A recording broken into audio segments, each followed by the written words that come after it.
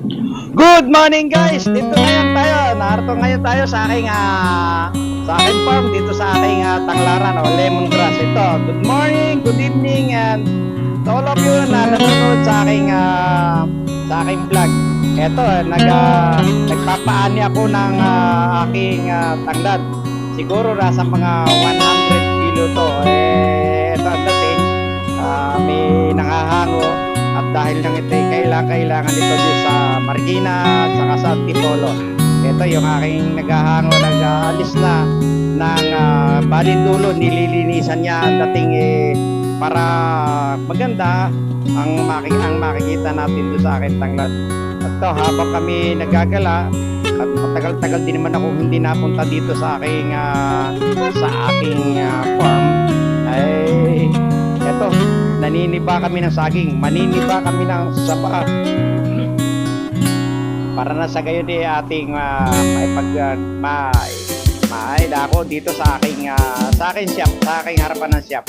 Ito yung dating ito, bali ang dating tinitingnan ko yung malalago na itong aking mga tanglaran, tanglad, malipag na at pati yung saging malilipag na rin, kaya madudumi na rin, kaya ang dating yan bahala na.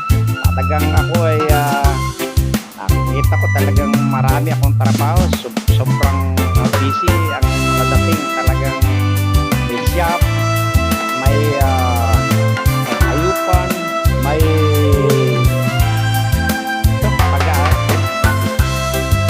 bali ang dating talagang lagari ito, nagbibidyo pa, kaya napakaganda ng aking magandang mahirap na masaya dahil sa edad kong ito okay naman ang aking health. Kaya sa aking mga kababayan dyan na mga may edad na galaw-galaw tapos medyo ang dating para tayo maka-refresh ang ating sa refreshing ng ating katawan.